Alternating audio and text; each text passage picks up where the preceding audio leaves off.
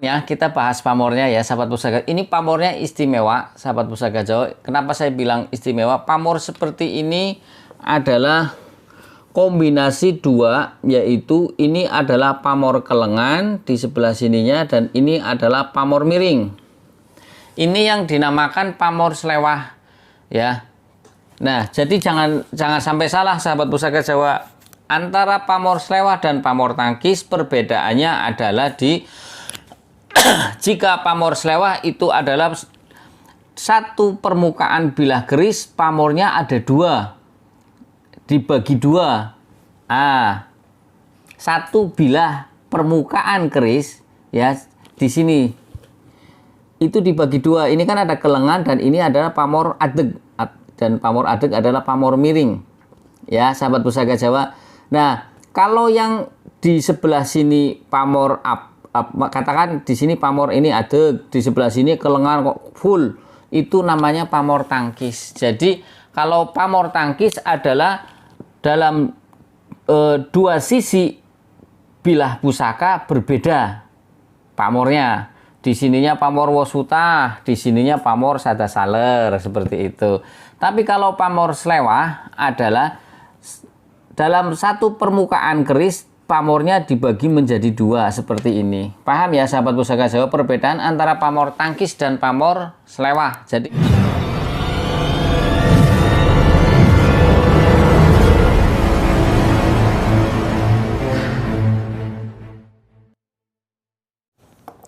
Assalamualaikum warahmatullahi wabarakatuh. Salam sejahtera, salam budaya.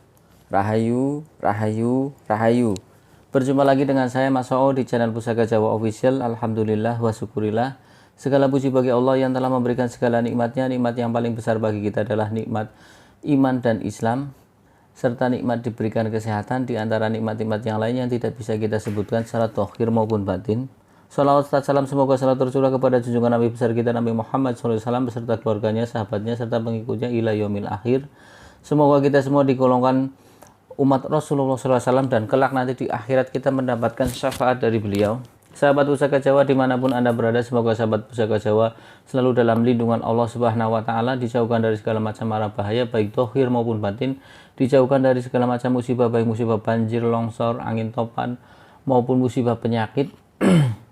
Ya, sahabat pusaka Jawa yang sedang sakit, semoga Allah segera angkat penyakitnya dan kemudian diberikan ganjaran pahala karena sudah ridho menerima qada dan qadar dari Allah Subhanahu Wa Taala berupa sakit. Kemudian sahabat pusaka Jawa yang sedang pailit atau krisis ekonomi, semoga Allah bukakan keran rezekinya lebar-lebar, kemudian mendapatkan rezeki yang berkah berlimpah sampai ke anak cucu. Sahabat pusaka Jawa, alhamdulillah saya kali ini bisa membabar pusaka lagi ya. Memang manusia itu kadang naik turun semangatnya ya, semangatnya naik turun. Di samping di samping banyak kesibukan, tapi kadang juga di waktu luang pun males ya. Musuh paling besar bagi kita adalah penyakitnya adalah diri kita sendiri ya, musuh terbesarnya. Nah, sudah 1 minggu mungkin ya saya tidak membuat video. Nah, kali ini saya akan membabar satu bilah pusaka berdapur keris Luk 5 ya. Dapur keris Luk 5 ini sangat populer, artinya banyak orang yang mencari dan pengen mengetahui karena perbedaannya dengan beberapa dapur agak rancu sahabat pusaka Jawa ya. Nah, tapi kalau saya menyebutkan dapur itu pasti sahabat pusaka Jawa langsung kenal dengan tokoh pewayangan ya. Dapurnya adalah Pandawa Lare. Nah, nanti bagaimana sih ciri-ciri Pandawa Lare? Ya, kemudian dapur apa saja yang hampir mirip dengan Pandawa Lare? Nah, seperti itu ya. Nah, sahabat pusaka Jawa, saya ambil dulu pusakanya.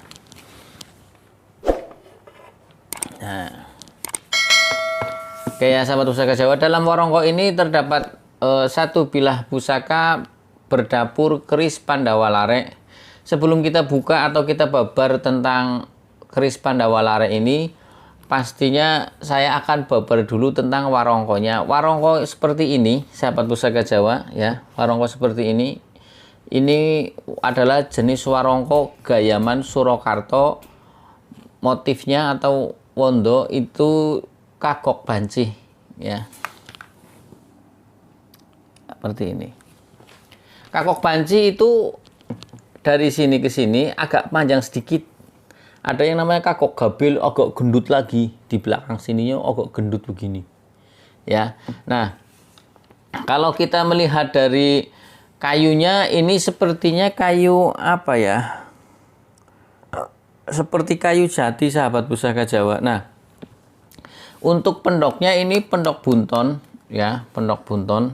Ini pendoknya juga pendok Solo, jadi sinkron dengan warongkonya. Kemudian untuk mendaknya ini mendak kendit silang mirah.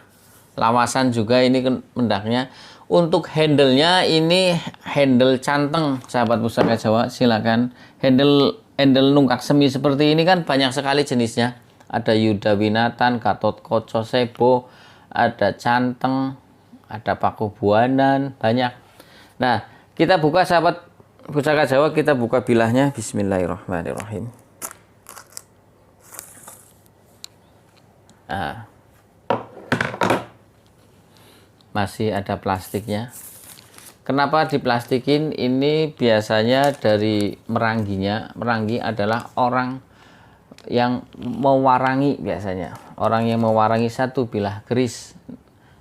Mudah-mudahan nanti next time saya bisa review dengan meranggi bagaimana cara-cara proses mencuci keris ya dari awal sampai akhir. Dan bahan-bahan apa saja yang dibutuhkan untuk mencuci satu bilah keris, atau satu bilah pusaka, atau satu bilah tosanaji. Nah, sahabat pusaka Jawa, saya dekatkan ya. Nah, bagus ya. Lihat. Oke, sahabat pusaka Jawa, kita dekatkan, kita review ciri-ciri dari pusaka keris Pandawalare adalah, saya cukup ya segini ya. Bilahnya pastinya look 5 ya. Kita hitung 1 2 3 4 5 ya. Bilahnya adalah look 5. Kemudian panjang bilahnya adalah sedang. Panjang bilah dari ujung sampai dari pangkal sampai ujung sedang bilahnya, tidak terlalu panjang. Kemudian ini memakai kembang kacang atau sekar kacang ya. Kemudian memakai jalen, di sini ada jalen, memakai lambe gajah 1. Ini lambe gajah sahabat pusaka Jawa nih. Nah, ini lambe gajah ya. Kemudian memakai tikel alis. Nah, ini nih. Kalau kita raba ini berbentuk cekung. Ya, ini berbentuk cekung. Itu seperti seperti alisnya manusia bentuknya sahabat pusaka Jawa ya. Namanya tikel alis itu adalah seperti alisnya manusia di sini. Karena ada yang look 5 hampir sama seperti ini tapi tidak memakai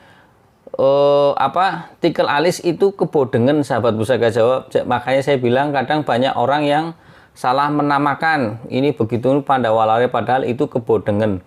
Nah, kemudian lagi di bagian oto-oto di sini biasanya cukup tebal. Ya, di bagian oto-oto ini permukaan bilahnya biasanya gigir lembu. Ya, lembu apa sih, sapi ya? Sapi. Nah, sahabat pusaka Jawa, tadi sudah jelas ya ricikannya, yaitu bilahnya adalah look 5, panjang bilahnya sedang, memakai sekar kacang atau kembang kacang, ada jalen, lambe gajahnya 1, diingat-ingat lambe gajahnya 1, memakai tikel alis. Oke, sahabat pusaka Jawa, kemudian kita bahas tentang ujung bilahnya, pucukan bilahnya, pucukan kerisnya. Ini adalah ngudup gambir, sahabat pusaka Jawa. Pucukan keris itu yang ada, saya tetap mengulang-ulang, barangkali ada subscriber baru yang baru nonton channel saya, makanya saya sering ulang-ulang. Pucukan keris yang orang banyak kenal yaitu ada 4. Pertama adalah ngudup gambir, ambu tutumo, anggabah kopong, sama nyujen. Ada tambahan laginya yaitu Nugi Binetet, ada yang Ngumyang 6, tapi yang lebih tenar adalah 4. Yang 2 tadi jarang ditemui. Nah, sahabat Pusaka Jawa, kita bahas tentang gonjonya. Gonjonya ini adalah sebit rontal. Sebit rontal artinya ron artinya daun, tal adalah pohon tal. Sebit artinya itu dicabik-cabik. Jadi seperti daun tal yang disobek-sobek seperti itu. Nah, sahabat Pusaka Jawa, kalau kita lihat dari pamornya, kita bahas pamornya ya sahabat Pusaka. Ini pamornya istimewa sahabat Pusaka Jawa. Kenapa saya bilang istimewa? Pamor seperti ini adalah kombinasi 2, yaitu ini adalah pamor kelengan di sebelah sininya dan ini adalah pamor miring. Ini yang dinamakan pamor slewah ya. Nah, jadi jangan sampai salah sahabat Pusaka Jawa.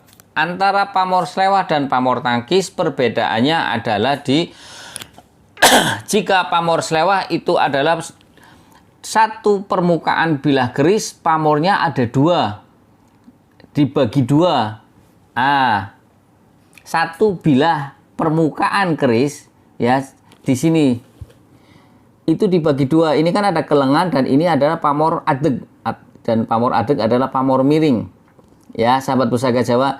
Nah, kalau yang di sebelah sini pamor katakan di sini pamor ini adeg, di sebelah sini kelengan kok full, itu namanya pamor tangkis. Jadi kalau pamor tangkis adalah dalam 2 sisi bilah pusaka berbeda pamornya. Di sininya pamor Wosuta, di sininya pamor Sadasaler seperti itu. Tapi kalau pamor slewah adalah dalam satu permukaan keris, pamornya dibagi menjadi 2 seperti ini. Paham ya sahabat Pusaka Jawa perbedaan antara pamor tangkis dan pamor slewah. Jadi jangan sampai kita menamakan salah lagi. Ya pastinya kenapa saya bilang begitu, karena banyak orang bilang pamor slewah adalah pamor yang dimana sebelah sininya pamor Wosuta umumnya ya, sebelah sininya pamor ron genderu ya, itu adalah pamor tangkis bukan pamor slewah. Karena pamor slewah adalah dalam satu permukaan bilah keris dibagi 2, dan ini tergolong pamor yang jarang ditemui. Nanti kita bahas tentang tuah atau angsar kedua pamor ini ya. Yang akan saya bahas adalah yang pertama adalah tentang pamor adeg. Nah, ini pamor adeg. Ciri-ciri dari pamor adeg apa Mas So'o? Ciri-ciri dari pamor adeg adalah garis yang membujur sejajar dari pangkal bilah sampai ke ujung bilah dan tidak putus. Ingat-ingat ya. Jadi artinya begini, pamor yang berbentuk garis yang dari pangkal bilah sampai ke ujung bilah ini ya, sampai ke ujung bilah itu tidak putus ya, ini pamor adeg ya. Kemudian pamor adeg ada berapa Mas? Pamor adeg ada, yang pertama adalah adeg siji, itu artinya Sadasaler. Adeg loro di sini kanan kiri ke atas wengkon. Adeg telu namanya Tejo Kinurung. Adeg 4 bisa dikatakan Janur Sinebit. Adeg 5 bisa dikatakan Gajah Gelar. Kemudian adeg 6 bisa juga Janur Sinebit. Nah, sahabat Pusaka Jawa, kita bahas tentang pamor adeg. Pamor adeg kadang, ini pamor adeg sahabat Pusaka, saya dekatkan. Jadi ini pamor adeg ya. Ini adegnya sangat halus. Biasanya sahabat Pusaka Jawa, biasanya dengan pamor adeg seperti ini ya, syaratnya adalah pamor adeg tidak putus sahabat Pusaka Jawa. Dalam arti syarat yang bagus. Kadang kan kita sering temui pusaka pamor adeg yang putus. Itu namanya pedot pamor. Kalau di orang yang suka dengan esoteri, kurang bagus pusaka seperti itu. Nah, sahabat Pusaka Jawa, ini adegnya adalah adegnya biasanya lebar dari adeg ini adalah 0,5 mili sampai 4 mili. Ya, sahabat Pusaka Jawa, 0,5 mili sampai 4 mili. Sahabat Pusaka Jawa bisa bisa dilihat. Nah, ini sangat halus. Nah, pamor adeg yang halus seperti ini banyak yang mengatakan merambut. Ya, biasanya kalau orang Jawa Timur ini mengatakan adeg sapu. Ya, kalau orang Jawa Tengah dibilang pamor pamor adeg, ya. Adeg, atau kalau lebih lembut lagi garisnya dinamakan merambut. Ada yang mengatakan juga banyu mili atau toya mili. Ada yang mengatakan juga segoro agung. Ya, jadi pamor adeg itu banyak sekali namanya. Ada tadi ya, yang kayak gini nih, yang kayak gini. Ada yang mengatakan adeg sapu, ada yang mengatakan adeg saja, adeg tok ya. Kemudian ada yang bilang merambut karena seperti helai rambut tipis-tipis ke atas. Ada yang mengatakan pamor segoro agung. Ya, sahabat Pusaka Jawa. Jadi ada yang mengatakan toya mili atau banyu mili. Ya, sahabat Pusaka Jawa. Nah, sahabat Pusaka Jawa dimanapun Anda berada, tuah atau angsar dari pamor adeg yang merambut ini, ya, tuah atau angsarnya ini adalah untuk tolak balak. Biasanya juga di samping untuk tolak balak, yaitu kalau tolak balak berarti kan bahasanya adalah untuk singkir ya, bahasanya singkir. Nah, nanti saya bahas tentang singkir. Tolak balak dari guna-guna, santet, tenung, terus kemudian menghindari dari makhluk halus, serangan makhluk halus. Juga biasanya untuk kewibawaan dan untuk keberanian, sahabat Pusaka Jawa. Jadi pamor adeg itu fungsinya banyak. Dari beberapa literatur buku, dari bukunya Pak S. Lumintu, dari Bapak Bambang Harsinuksmo, seperti itu ya. Nah, kemudian pamor adeg juga banyak orang mengenal adalah dengan nama atau dengan kata lain pamor singkir. Sebetulnya sahabat Pusaka Jawa, kita bahas lagi, tadi saya bilang akan membahas tentang singkir. Singkir adalah nama empu dari kerajaan Blambangan. Ya, jadi singkir adalah nama empu dari kerajaan Blambangan. Kebetulan garapan atau buatan dari empu singkir itu kebanyakan adalah pamornya pamor adeg. Ya. Kalau kita bicara tentang singkir, berarti kan nanti berarti singkir berarti menyingkirkan, kalau bahasa Indonesianya itu menyingkirkan atau menolak. Ya, atau bahasanya kadang keris-keris seperti ini adalah dinamakan singkir boyo, menolak bahaya. Nah, jadi seperti itu. Jadi sebetulnya cuman ini sudah menjadi satu penamaan yang beratus-ratus tahun, akhirnya berabad-abad, akhirnya dengan pamor yang adeg ini, yang dengan garis lurus dari pangkal bila sampai ke ujung bila, orang menamakan keris singkir. Nah, kita bicara lagi. Keris singkir sendiri ada yang mempunyai, yaitu keris singkir geni maupun singkir angin. Ya, jadi tuah dari keris pamor adeg ini adalah pastinya di samping untuk tolak balak dari tenung, santet, makhluk halus, guna-guna, ini juga biasanya untuk singkir geni. Singkir geni artinya singkir geni artinya adalah untuk menyingkirkan api, ya. Adapun juga yang singkir angin untuk menyingkirkan angin, bukan menghilangkan tapi menyingkirkan, seperti itu ya. Tapi bisa jadi menghilangkan. Ini saya pernah punya cerita, sahabat Pusaka Jawa. Saya punya keris dapur lupa, lurus, entah tilam entah itu brojol. Itu memang kerisnya istimewa, ya. Kerisnya itu pamornya ya pamor singkir ikutnya. Dimahari oleh salah satu teman saya. ya, dimahari oleh salah satu teman saya. Kemudian kalau orang bilang, kalau keris singkir kan tadi ada yang bilang singkir geni maupun singkir angin. Nah, biasanya ada orang yang suka mencoba tes, umpamanya ini lilin diberdirikan seperti ini, kemudian jarak berapa meter dibeginikan, tapi nggak ditempelin apinya gitu, mati gitu ya. Digini-gini nanti lama-lama apinya itu redup mati. Itu biasanya adalah singkir geni. Nah, kebetulan yang saya punya itu berarti kan di tesnya saya tidak pernah mengetes, cuman saya bilang biasanya keris-keris singkir seperti ini ya untuk menyingkirkan hal-hal yang kurang bagus, hal-hal yang negatif. Nah, setelah dimahari, kemudian bahasanya dialih rawatkan kepada teman saya. Beliau kan mempunyai rumah 2. Rumah yang di Selawi ditinggal, dia mengunjungi rumah yang di Brebes.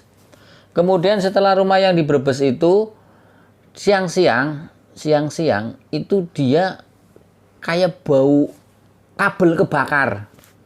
Siang-siang kayak bau kabel kebakar bagaimana di rumah Brebes dia dicek, tapi nggak ada kabel kebakar. Nggak ada.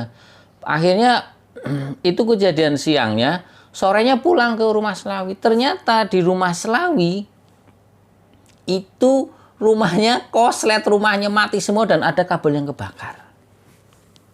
Seperti itu sahabat Pusaka Jawa. Nah, teman saya bilang, Mas, ini kok bisa ngabari ya gitu.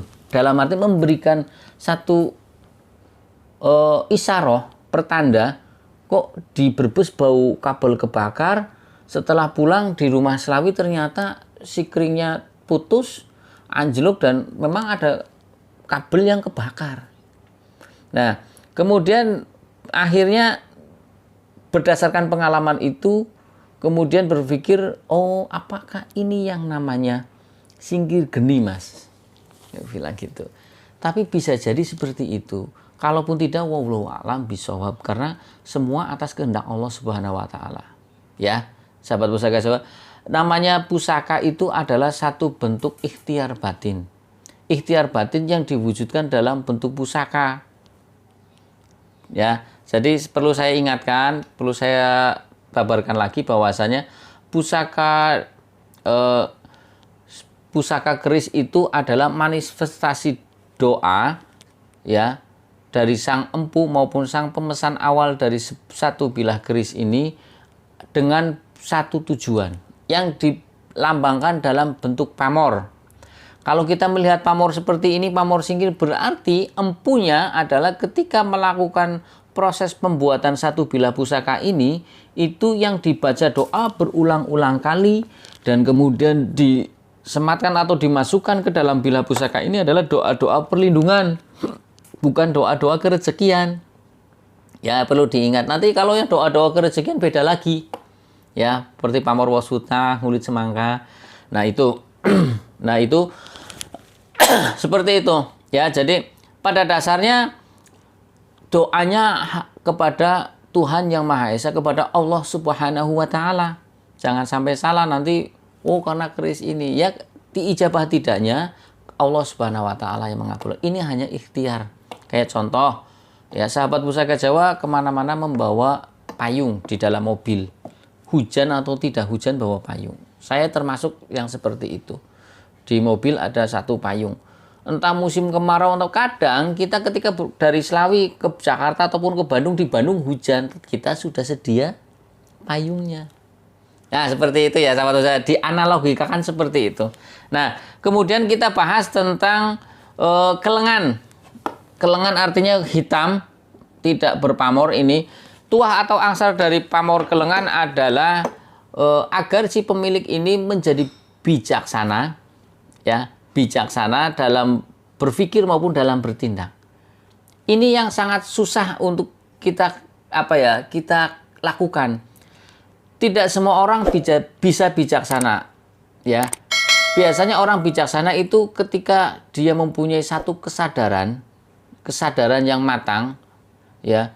Entah itu anak muda, entah itu orang tua, kemudian dia ingin berubah. Akhirnya dia ketika berdasarkan pengalaman, dia pun mengambil satu sikap yang bijaksana berdasarkan pengalaman yang terdahulu.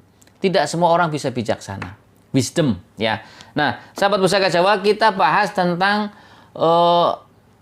tuah atau angsar dari Luk 5. Tuah atau angsar dari Luk 5 adalah permohonan kepada Tuhan Yang Maha Esa agar si pemilik keris ini lancar dalam berbicara. Ada orang yang berbicaranya belepotan, tidak gampang berbicara, apalagi di depan umum, apalagi manggung, pidato di depan biasanya deg-deg. Maaf ya, ada seorang kiai ataupun ulama yang kiai lemprakan. Kiai lemprakan artinya ketika dia jagong, ngadeg, berdiri, ya di mimbar, biasanya sikilnya ngoplok, deg-deg. Tapi ketika dia duduk, ngomongnya tas seperti itu. Ya, kadang ngomongnya kangelan gitu kan, grogi.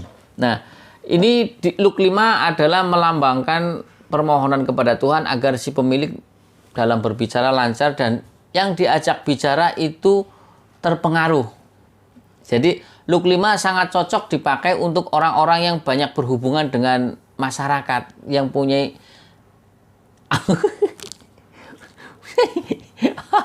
ini Fatimah baru bangun tidur, kenapa kesini? Rambutnya acak-acakan ya. Nah, sahabat Pusaka Jawa, jadi lebih cocok kepada orang yang lebih banyak berhubungan dengan orang lah. Kemudian kita bahas tentang tuah atau angsar dari dapur Pandawa Lare. Nah, kalau kita bahas tentang dapur dengan nama Pandawa Lare, pastinya sahabat Pusaka Jawa akan ingat tentang tokoh pewayangan, yaitu 5 saudara Pandawa.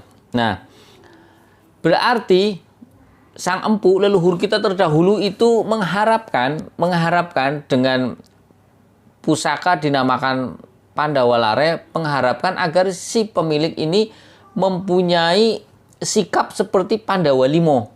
Ya, Pandawa Lima kan ada 5. Yang pertama adalah Puntadewa atau Yudhistira. Yudhistira mempunyai perwatakan yang agung, yaitu orangnya jujur. Ya, orangnya jujur. Nah, ini orangnya jujur, tidak suka berbohong, sahabat Pusaka Jawa, terus kemudian berhati suci. Ya. Yang kedua adalah Werkudara atau Bima Sena.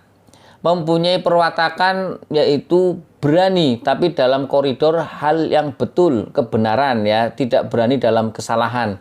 Yang ketiga adalah Arjuna. Arjuna mempunyai perwatakan adalah dia orangnya serba bisa atau multi talent. Kenapa dibilang multi? Dia memakai panah jago, memakai pedang jago, memakai godo jago, memakai belati pun jago, semuanya jago dia. Multi talent. Nah, kalau kita implementasikan sekarang, karena bukan zaman perang, berarti orang itu serba bisa. Ya, dikongkon macul ya bisa, dikongkon dagang ya bisa, dikongkon nyupir ya bisa, apa saja bisa. Ya. Kemudian yang keempat adalah Nakulo. Nakulo mempunyai perwatakan adalah orangnya tawadu. Dia lebih senang mendekat kepada orang-orang yang kecil, kepada rakyat. Kemudian yang kelima adalah Sadewo. Dia orangnya bijaksana karena orangnya dekat dengan Tuhan, ahli ibadah, akhirnya dia bijaksana. Nah, diharapkan berarti doa dari sang empu ketika menamai dapur ini adalah orangnya mempunyai perwatakan yang agung, yang baik, yang bagus. Dan dulu sahabat Pusaka Jawa, Luk 5 adalah biasanya dulu zaman kerajaan hanya orang-orang keraton saja atau keturunan darah biru saja yang boleh mempunyai dapur keris Luk 5. Nah, sahabat Pusaka Jawa, sekarang kita rangkum keseluruhan tentang tuah atau angsar dari dapur Pandawa Lare Luk 5 ini dengan pamor selewah, ya, yang satunya pamor adeg merambut, yang satunya kelengan. Oke, sahabat Pusaka Jawa. Nah, kalau kita rangkum berarti besar harapan dari sang empu maupun sang pemilik awal keris ini, pemesannya yaitu adalah agar orang itu menjadi orang yang berwatak agung. Ya, tadi sudah saya sebutkan Pandawa 5 mempunyai watak yang pertama berhati suci, yaitu jujur, kemudian berani dalam hal kebenaran, orangnya pun serba bisa, terus orangnya tawadu, walaupun orangnya menjadi tinggi, menjadi kaya pun tidak sombong, dekat dengan orang-orang kecil, kemudian dia bijaksana. Bijaksana cocok sekali dengan pamor kelengan ini, yaitu berpikir dan bertindaknya pun bijaksana. Kemudian kemudian dengan pamor luk 5 ini perlambangnya adalah orangnya itu ketika dia bicara gampang diterima atau bisa mempengaruhi lawan bicaranya. Yang tadinya dia grogi ketika untuk melobi ataupun yang lainnya, dia bisa lancar. Nah, kemudian dengan lambang pamor pamor merambut adeg ini adalah orang banyak bilang pamor singkir, kita rangkum saja pamor singkir artinya ini adalah untuk tolak balak baik dari kejahatan tenung, guna-guna, santet maupun dari menghindari dari gangguan makhluk halus, dan juga bisa saja singkir geni maupun singkir angin ribut seperti itu ya. Nah, berarti pada garis besarnya bila pusaka ini adalah untuk protek, untuk menjadi pribadi yang bagus dan untuk memprotek orang itu, baik protek dari badannya maupun protek untuk luar. Artinya kan kadang singkir bisa untuk singkir geni maupun singkir angin. Ya, seperti itu sahabat pusaka Jawa. Kita lihat tentang selorok besinya. Selorok besinya ini adalah hitam kehijauan sahabat pusaka Jawa, hitam kehijauan. Kemudian kalau kita lihat dari pasikutannya sahabat pusaka Jawa dengan gonjo yang tipis dan sirah cecaknya pendek ya. Ini sirah, kemudian dari ini lihat pasikutannya ya. Ini estimasi adalah Tangguh Cirebon sahabat pusaka Jawa. Ini kerisnya garapnya bagus, pamornya pun lembut, tidak putus. Artinya tidak pedot pamor, karena pamor yang pedot, kemudian pamor garis gini putus di tengah jalan terus kesininya ada pamor lagi, itu kurang bagus menurut orang yang senang dengan isoteri. Jadi dengan pamor yang masih utuh begini, dengan pamor merambut ya, rambut. Ini tak ulangi lagi, pamor ini banyak orang mengatakan adalah pamor adeg sapu seperti ini. Biasanya orang bilang adeg sapu adalah orang-orang Jawa Timur. Kalau orang Jawa Tengah biasanya bilang adeg. Kemudian kalau adegnya itu lebih halus kan ada yang tebalnya 0,4 mili. Nah, kalau tebalnya 0,5 atau tidak ada sampai 0,5 mili kan ikutnya merambut. Ada yang bilang namanya adalah banyu mili atau toya mili, ada yang bilang adalah segoro agung. Ini satu pamor. Ya. Adapun untuk pamor adegnya 1, 2, 3 tadi sudah sebutkan di awal. Nah, sahabat pusaka Jawa yang saya cintai, saya kira itu saja pembabaran dan pembahasan dari saya. Semoga apa yang saya sampaikan menjadi ladang ibadah buat saya ya, dengan memberikan apa sedikit yang saya ketahui, supaya sahabat pusaka Jawa yang baru nonton atau baru belajar tentang Tosan Aji merasa teredukasi. Di sini saya bukan merasa lebih pintar atau lebih pandai, cuman saya hanya orang yang memberanikan diri dengan sedikitnya ilmu membuat channel YouTube seperti itu. Ya sahabat pusaka Jawa, untuk sahabat pusaka Jawa yang belum subscribe silahkan pencet tombol subscribe, kemudian like, share, and comment. Kemudian yang pencet tombol notifikasi lonceng agar sahabat pusaka Jawa selalu mendapatkan video-video ter-up to date dari saya. Apabila ada salah-salah kata, saya minta maaf. Kesalahan mutlak milik saya, kebenaran milik Allah Subhanahu wa taala. Akhirul kalam. Wassalamualaikum warahmatullahi wabarakatuh. Salam sejahtera, salam budaya. Rahayu, rahayu, rahayu.